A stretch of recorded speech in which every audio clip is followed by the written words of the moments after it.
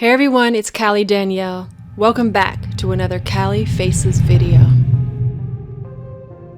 In 2013, alleged gang leader Todd Ashker was sitting in a windowless prison cell in solitary confinement, and he had been there for 25 years, living in conditions he described as torturous and inhumane. But after deciding enough was enough, he and 3 other prison leaders from all different gangs did something that had never been done before. They formed an alliance, and together they organized the biggest prison strike in American history. Todd Ashker was born in Denver, Colorado in 1963.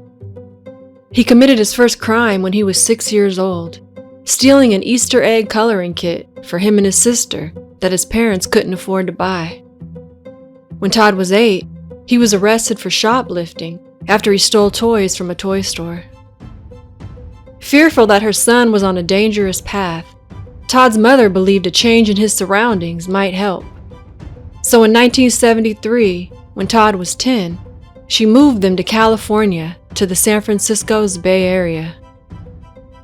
But moving to California did not improve Todd's behavior. He dropped out of school in the 7th grade and continued stealing and shoplifting. And from the ages of 13 to 17, he was in and out of juvenile detention centers. After turning 18, he was arrested for burglary 3 times within 3 years. This led to a 5-year prison sentence. While in prison, Todd got his first tattoos, symbols representing white supremacy. Prison guards quickly tied him to the neo-Nazi prison gang, the Aryan Brotherhood. But in 1987, 2 years into his 5-year sentence, Todd stabbed an Aryan Brotherhood gang member to death. Although he claimed it was self-defense, the murder resulted in 21 years being added to his original 5-year sentence. As Todd began serving out his new sentence, the state of California began building a new prison, Pelican Bay, a supermax security prison representing the highest level of secure custody. Pelican Bay was built to provide long-term, segregated housing for inmates classified as a threat to security. Any California inmates who were considered violent or disruptive got sent to Pelican Bay, where they would spend 23 hours per day in solitary confinement for an indefinite period of time. This isolation of inmates was also used as a tactic to separate the most influential gang leaders from the rest of the prison population. Todd Ashker was one of the first inmates sent to Pelican Bay when it opened in 1989. Even though he had denied being a neo-Nazi gang member, prison officials had already validated him as being a high-ranking leader of the Aryan Brotherhood, and therefore a threat to national security. And for the next 25 years, Todd Ashker sat in solitary confinement. His cell was located in the Prison Security Housing Unit, also known as the SHU. Surrounding Todd's cell were 9 other isolation cells, all housing men that prison officials called the worst of the worst. One of those men was Danny Troxell, a validated Aryan Brotherhood member who had also been in solitary confinement for 2 decades. Over the years, Todd and Danny had learned to communicate with one another by shouting through prison walls and down drain pipes, and by passing messages through their lawyers. Many of their conversations revolved around them both believing that their prolonged isolation was a form of torture. In fact, every inmate locked in the SHU believed indefinite solitary confinement was torture. And over the years, they all came to agree that something had to be done to change things. So in 2009, they drafted a handwritten lawsuit claiming that long-term isolation was cruel and unusual punishment. The Department of Corrections disagreed. It's not cruel and unusual punishment. Again, the inmates have access to law libraries, they get their visits, they have televisions, and again, we're talking only 3% of our population. This is 3% of our worst population.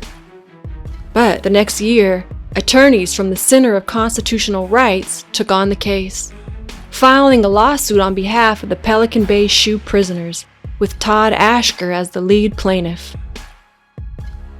This cooperation between prisoners might not have been that surprising, had it not been for the fact that the inmates behind the lawsuit were all, according to officials, gang leaders from rival gangs. Despite their objections, Arturo Castellanos was listed as being a high-level member of the Mexican Mafia. Ronnie Satawa Dewberry was considered an influential leader of the Black guerrilla family. And George Franco was seen as a top member of the Nuestra Familia. But when the four came together, they called themselves the Pelican Bay Shoe Short Corridor Collective. And to bring attention to the court case, they released a message to all prisoners, a 2-page agreement to end hostilities between racial groups in prison, and to instead focus on what they perceived as their common enemy, the corrections department. To carry out their plans, they organized a hunger strike in 2011 to protest long-term solitary confinement. The strike lasted 3 weeks and involved 6,000 inmates. A second strike came later that same year and included 12,000 inmates. It ended after a month when the California Department of Corrections agreed to make changes within the prison system. But 2 years later, Todd Ashker and the Short Corridor Collective felt the department had not kept their promise, so a third strike was planned. This time, the men sent messages to news outlets and prison activist groups explaining when the strike would begin. And they sent letters to friends and family to help spread the word. And it worked. On July 8, 2013, 30,000 inmates stopped eating. This strike lasted 2 months and only ended after lawmakers promised to hold hearings about the state's use of long-term solitary confinement. By the final week of the strike, nearly 100 people were still participating, many of whom required medical attention. But the strike was a success. Todd Ashker and the Short Corridor Collective had pulled off the largest coordinated hunger strike in American history. And in 2015, Todd's lawsuit against the state of California was settled, resulting in the end of indefinite solitary confinement in all California prisons. Under the settlement, Todd was transferred to general prison population for the first time in 25 years. In 2021, he was denied parole. Arturo Castellanos, Ronnie Satawa Dewberry, and George Franco were also transferred to general population. Today, they all still remain in prison. Following the end of the 2013 hunger strike, the men from the Short Corridor Collective had hoped that their agreement to end hostilities between racial groups in prisons would continue. Unfortunately, when the hunger strike ended, so did much of that agreement. In an interview, Todd Ashker spoke about what he believed to be the reason for this, saying that racial segregation benefits the prison system and is therefore encouraged by prison guards to keep inmates divided. Prison officials had no comment.